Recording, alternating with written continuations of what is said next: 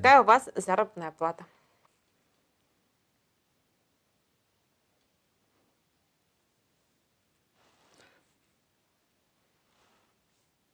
Даже не знаю.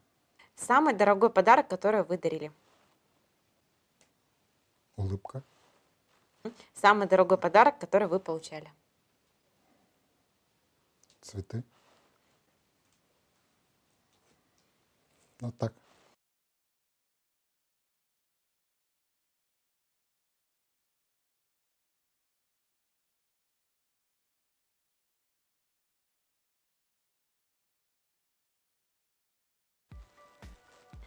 Добрый вечер, вы смотрите Мэрия Лайф, выпуск номер 18. С вами Марика Амосова. Еженедельно, каждую среду в 19:00 подключайтесь в прямой эфир профиль One Click Якутск в Инстаграме. Сегодня на ваши вопросы ответит начальник управления внедрения информационных технологий и муниципальных услуг Семенов Алексей Прокопьевич. Здравствуйте. Здравствуйте. Спасибо, что пришли. И расскажите о функции и о деятельности вашего управления. Спасибо, что позвали. Управление внедрения информационных технологий и муниципальных услуг окружной администрации города Якутска была создана в 2012 году. Наше управление состоит из 5 человек, но мы работаем в связке с муниципальным казенным учреждением Центра информационных технологий. И мы совместно с ними и с аппаратом окружной администрации города Якутска внедряем информатизацию города Якутска, окружной администрации города Якутска. Также ведем политику в сфере связи, информационных технологий на территории города Якутска. Работаем с IT-компаниями, работаем с технопарком, работаем с сотовыми операторами, с операторами, с интернет-провайдерами и так далее. Ну и в нашей работе, то есть работа, когда мы в 2012 году создавались, свою работу мы систематизировали в рамках муниципальной программы развития информационного общества на территории города Якутска. Данная муниципальная программа, первая у нас муниципальная программа была реализована до 2017 года включительно. И в 2017 году мы приняли новую программу развития информационного общества и цифровой экономики, то есть до 2022 года. То есть у нас еще пласт работы увеличился, потому что мы еще занимаемся развитием цифровой экономики, формированием цифровой экономики на территории города. Что еще хотелось бы сказать, что мы работаем? Да? Мы работаем со всеми структурами окружной администрации, автоматизируем их процесс деятельности. С 2012 по 2017 годы мы работали по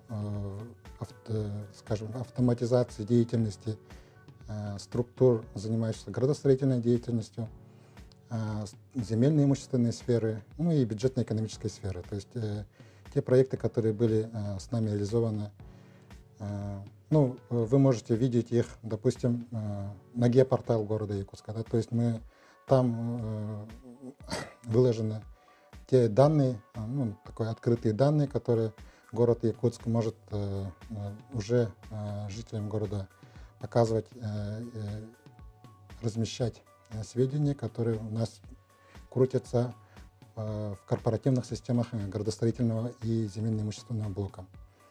Вы можете видеть земельные участки, можете видеть генплан города Якутска, что и как эти участки, какие имеют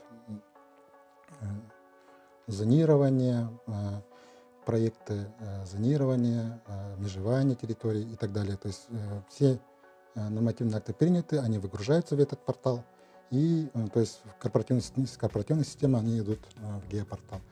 Также у нас, благодаря тому, что мы автоматизировали систему в бюджетно-экономической сфере, мы тоже для жителей города Якутска формировали портал «Открытый бюджет» города Якутска по адресу openbudget.ekadem.ru. В этом портале можно видеть весь бюджетный процесс, который реализуется местным бюджетом города Якутска. Да, там начиная от муниципальных программ, данные сведения. Есть сведения о величине бюджета, о ходе исполнения бюджета ежемесячно, каков процент исполнения, реализации бюджета города Якутска. Есть информация о закупках, то есть сколько закупок, план То есть в закупок. открытом доступе Да. полностью чек, грубо говоря, чек Может на затраты, ознакомиться, да, видеть, и количество, и сумма, соответственно. да, и величина, да, скажем, деятельности. Мгм. Мы, ну, еще один такой крупный пласт работы, который мы начали делать, это, конечно, муниципальные услуги. То есть это перевод муниципальных услуг окружной администрации в электронный вид, так называемое электронное правительство, которое в 2012 году было очень сильно развивалось и сейчас развивается. Мы в рамках своей работы уже с 17 мая текущего года приняли решение о работе 7 наиболее популярных услуг окружной администрации на исключительно электронный вид. Это на предоставление. Это выдача градостроительного плана земельного участка, это постановка в очереди в детский сад, сверка этой очереди, постановка в очередь на получение земельных участков, сверка этой очереди, также постановка в очереди на получение земельного участка многодетными семьями, это семьи 3 и более, сверка этой очереди. И, да, кажется, все, я всем сказал, да? Ну и этой работой по сфере муниципальных услуг, ну, можно сказать, что окружная администрация города Якутска предоставляет 70 муниципальных услуг, вообще по всем своим видам деятельности, да. Из них 23 муниципальные услуги мы предоставляем через региональный портал государственных и муниципальных услуг Республики Саха-Якутия, e-якутия.ру. И вот из этих 23 муниципальных услуг мы уже 7 услуг совместно с Министерством связи и информационных технологий, ну, и совместно с многофункциональным центром предоставления муниципальных услуг мы вот такой амбициозный, достаточно амбициозный проект в рамках года новаторства, в рамках развития цифровой экономики мы вот решили предоставить исключительно электронный. Что это означает? Это означает, что уже такого личного подхода заявителя в структуры уже не понадобится. То есть для получения этой услуги только через портал e-якутия.ру. То есть это портал республиканский, мы с ними совместно уже там работаем и так. Вы рассказали, что у вас есть сегодня замечательная новость. Вот. Да, и более давайте поподробнее, что 17 мая да, это 2018 года. День Всемирного информационного общества электросвязи, то есть мы приурочили эту дату и взяли к себе такую задачу и начинаем уже в этом направлении работать. Но еще хочу отметить, что до 2022 года глава нам поставил задачу, чтобы мы все услуги, которые есть возможность перевода в электронный вид, мы все их перевели в электронный вид. То есть все 70 услуг, которые у нас переведены, мы уже их должны открывать, предоставлять уже исключительно в электронном виде. То есть мы в этом направлении делаем очень большой упор. То есть 17 мая мы можем встать в очередь в детский сад, электронную очередь, или можно обозвать ее виртуальную. Также можно встать в очередь школьникам. Нет, давайте еще. Мы уже сейчас можем встать в очередь в детский сад в электронном виде. 17 мая мы исключительно в электронном виде, то есть приход в управление образования за этой услугой уже не понадобится, даже в многофункциональный центр. Но хочу вам разъяснить еще один момент. Зачисление ребенка в 1 класс, оно уже было переведено в исключительно электронный вид. То есть уже мы в 2016-2017 году, то есть в 2016 году было этот, успешно был реализован, в 2017 году мы уже 2 года. То есть когда ребенка зачисляли в 1 класс, только принимались только через электронный вид. И это нормально, потому что мы считаем, что более 90% жителей города Якутска имеют доступ к сети интернет. Из них около 70%, которые имеющие право доступа, ну, имеющих право получения через портал госуслуги, так называемый, да, это и уже имеет авторизованную в единой системе идентификации VCA, да, и эти, то есть обеспечена возможность. Но мы, конечно, понимаем, что есть люди, которые могут так или иначе не могут или не могут использовать, ну, работать в сети интернет или не могут понять эту. И этих людей мы призываем приходить в МФЦ. Там есть сектор электронных услуг, там будут консультанты, они будут работать с этими людьми индивидуально, и для них уже давать, ну, получать эту возможность, открывать им личные кабинеты. То есть такая живая инструкция. Да, живая инструкция. Угу. Можно получить в многофункциональном центре, если вы не можете воспользоваться или понять, как работает электронная система очереди. Да. Так, ну вы еще, отчет у нас закончился, или еще что-то есть добавить? Если коротко, то все, да, могу ответить на вопрос. Угу. Мы, зрители, хочу вам рассказать, что блок делится, у нас выпуск делится на 3 блока. Первый блок — это отчет, он уже подходит к концу, и вопросы от зрителей. Я сейчас наблюдаю прямой эфир, вопросов пока нет, но если у вас есть, вы услышали, чем занимается ваше управление, то ждем вопросы по теме. Но я ознакомилась с вашим отчетом, и вы пишете трехстороннее соглашение Горсвет и филиалом Саха-Телеком, то есть это Ростелеком, результатом которого стало проведение волокно-оптической связи до местности Усть-Хатын, обеспечение беспроводного интернета Wi-Fi. Да. Это вот в прошлом году сделали. В прошлом году мы совместно с НВК Саха вообще приняли решение делать прямой эфир Саха Туймада для всех жителей республики. То есть это одна из самых крупных культурных мероприятий нашей республики Сах-Туймада. И для того, чтобы люди могли смотреть и спортивные мероприятия, и культурные мероприятия, которые проводят в это время, мы хотели, ну, чтобы в режиме прямого эфира мы этого добились. То есть мы в рамках работы с Горсветом, с Ростелекомом мы обеспечили возможность прямого эфира, а также улучшили связь на территории, то есть получение интернета для журналистов, для тех людей, ну, то есть Wi-Fi. Там. Ну и вообще я заметила, что в прошлом году на сети связь была гораздо лучше сотовая.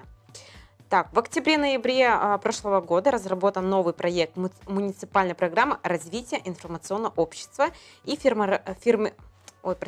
формирования цифровой экономики на территории города Якутска на 2018 с 18 по 22 год. Это что за проект, если так вот разработан?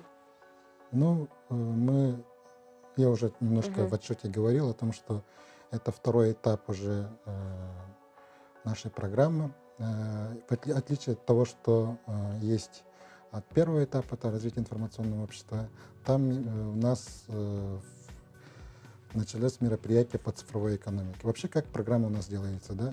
Принимается программа на уровне, федеральном уровне, да, Министерством связи Российской Федерации. И там уже определяется направление, по которым, ну, необходимо двигаться, то есть какие-то мероприятия и так далее, да. И потом принимается программа на уровне республики и региональном уровне. Эти программные мероприятия тоже мы учитываем, то есть мы хотим участвовать в этих же мероприятиях, софинансирование и так далее, и какие акценты или приоритетные направления были приняты. С учетом этого мы дорабатываем, или вот в прошлом году мы вообще новое сделали, да, в рамках цифровой экономики. И эти направления, которые обозначены в рамках цифровой экономики, это подготовка кадров, развитие IT-технологий и вообще как поддерживать проекты, которые входят как стартапы в IT, и как это будет город это осуществлять. Мы учитываем в этой программе. Что, ну, как бы нового добавлено, да? Допустим, есть IT-школа Илларионова. Она работает на территории города Якутска вот уже несколько лет. В этой школе учатся школьники, то есть с 5 класса, да, и занимаются чисто программированием. Мы поддерживаем эту школу, в том числе и возмещаем их расходы на аренду. И также мы можем поддерживать и такие другие образовательные проекты. То есть это не только одна школа, но именно по возмещению аренды для вот, проведения этих мероприятий. Также мы выдаем гранты по, ну, то есть в этом году. Грантов, по-моему, не было, да? Да, еще не было, но в этом году уже у нас есть возможность выдачи грантов для компаниям, которые работают. Какая сумма составляет? Есть бюджет? Пока известен? нет, Пока нету, да, пока нет, бюджета? но это все прорабатывается, то есть есть механизм, и будет эти гранты определяться в рамках вот именно хакатонов, мозгатонов. То есть уже конкурсы, которые вот, которые, да, эти проявили идеи себя. приходят, где компании собираются и начинают вытаскивать идеи, обозначать, и мы там участвуем в качестве экспертов, слушаем. И есть там, если появятся проекты, которые наиболее интересные, мы их берем на заметку и помогаем их реализации. Ну, у нас есть план, то есть 2 проекта в этом году внедрить. Из них пока не знаем какие, то есть примерно такого. Тут еще в отчете договор по малым закупкам на поставку оригинальных расходов материалов, запасных частей для копирования множительной техники, на оказание услуг по техническому сопровождению и биометрические системы учета рабочего времени. Какая сумма составляет Вообще, ежегодно? Все равно же какой-то расход. да, Техника это- всегда ломается, ее надо нет. менять. Это проект, который мы внедрили уже 2 года. То есть это сотрудники окружной администрации, когда приходят на работу, они отмечаются, что пришли, когда уходят, а что они ушли. То есть таким образом работодатель контролирует, опаздывает сотрудник на работу или уходит вовремя или не вовремя, то есть отмечается, не отмечается. Это, конечно, все выкладывается на его KPI, то есть это так называемое, и в конечном итоге на премию, да, то есть все его ранний уход, поздний приход, это все должно быть обеспечено руководством его отдела, да, и так далее. То есть это механизм контроля. Мы работаем с индивидуальным предпринимателем, который это обеспечивает. Это не только для нашего города, но для многих крупных компаний города. То есть он предоставляет эту услугу. Сумма 300 тысяч. 300 тысяч, да, в год? Год. То есть это уже оборудование есть, да, Да. получается? Просто еще пока не внедрили. Почему оно внедренное? Есть, да? Есть, да, каждый сотрудник уже 2 года работает. Все, Там поняла. это сумма на обслуживание. То есть И происходят ли хакерские атаки на сайт да. Якутск РФ и в программирование? Вообще ровно где-то год назад, да, это был WannaCry, может быть, слышали и так далее. То есть по всему миру очень была сильная хакерская атака. Именно на госучреждения, да? Вот это? Да, это по всему миру. То есть, если даже помните, в Англии вся медицина встала, потому что она была использована. То есть и у нас многие крупные компании. Для нас это достаточно безболезненно прошло, потому что мы более-менее были не то что готовы, но вообще 100% готовы никогда не возможно. Потому что каждый раз что-то новое, сильное появляется. Да, но в сфере безопасности это у нас отдельная подпрограмма безопасности, организации безопасности информационных технологий. И каждым годом, конечно, в этом направлении у нас планомерная работа. Это подготовка кадров, это обучение даже не только своих кадров, но и обучение вообще специалистов, которые работают, да, чтобы они перестали там пользоваться теми вещами, которые есть, флешкой, да, чтобы они не могли. Антивирусники, это культура поведения в соцсфере, вообще открывание, закрывание электронных почтовых ящиков и так далее. То есть все это ведется, в том числе и образовательном виде. То есть это чтобы объяснять людям, разъяснять, что какие виды файлов открывать, какие виды файлов отказываться, если есть сомнения и так далее. То есть это в этом направлении работаем. Есть политика по безопасности. Она достаточно тоже бюджетоемкая, то есть это работа есть. Но я смотрю и наблюдаю нашу прямую трансляцию, вопросы не поступили, поэтому мы переходим ко второму блоку. Второй блок это у нас уже не по работе, а более другого характера. Блиц-опрос. Мы подготовили 17 вопросов и хотим, чтобы вы ответили. Кем вы мечтали стать в детстве? Хакером, да? Экономистом. Какое качество вы цените больше в людях в первую очередь? Честность. Мгм. Каким вы видите Якутск через 5 лет?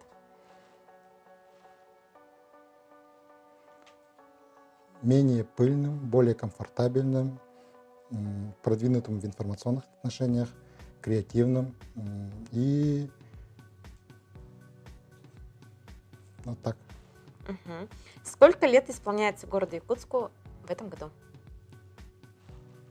386. Мгм. Самый дорогой подарок, который вы дарили? Цветы. Мгм. Самый дорогой подарок, который вы получали? Улыбка. Что самое дорогое из предметов вашей жизни? Предметов. Да.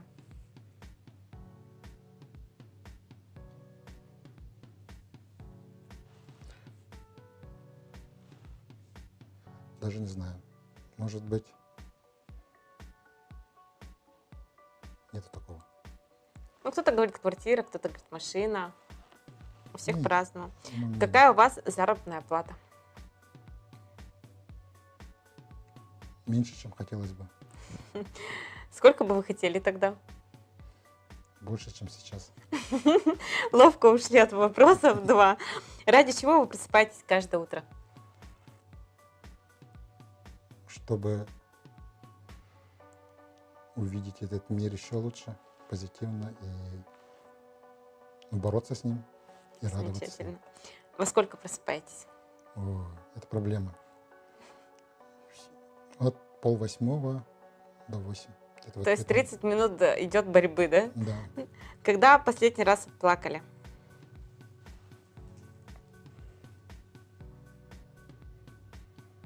Плакать,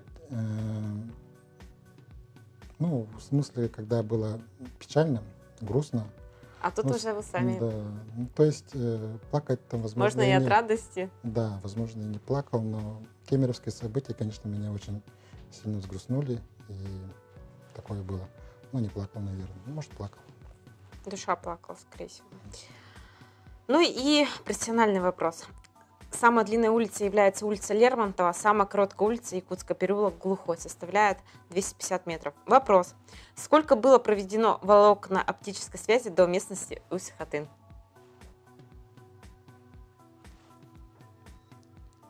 3,4 километра. Мгм. Представьте себя миллионером. У вас 14 миллионов. Куда их потратите и на что?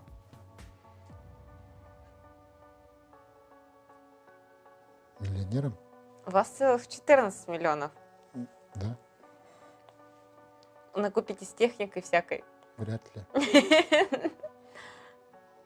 Оставлю на сбережения, шучу. Не знаю. Но всегда найду, куда потратить. Мгм. Это для меня не проблема. Представьте теперь себя волшебником. Какую мечту бы исполнили?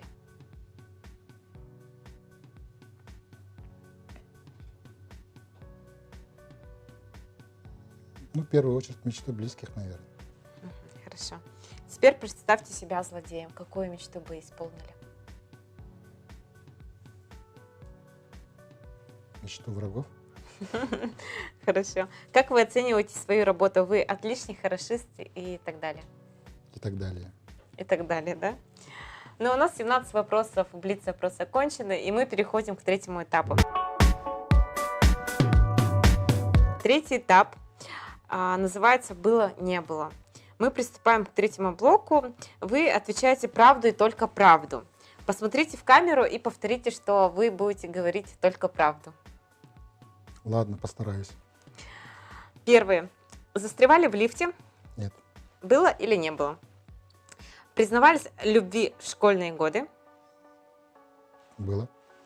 Поете в душе? Нет, теряли телефон, Да, не оплачивали проездной билет, да, участвовали в массовых драках, да, сплав по реке Лена, нет, жизнь в общаге, да, вождение автомобиля без водительских прав, нет, краснели ли вы за свое поведение, да, играли в компьютерные игры сутками, нет, смотрели фильм «Матрица», да, мечтали стать хакером, немного, давали милостыню просящим, да, подделали вы ли чью-то подпись, да, соврали ли вы на каком-нибудь из этих вопросов.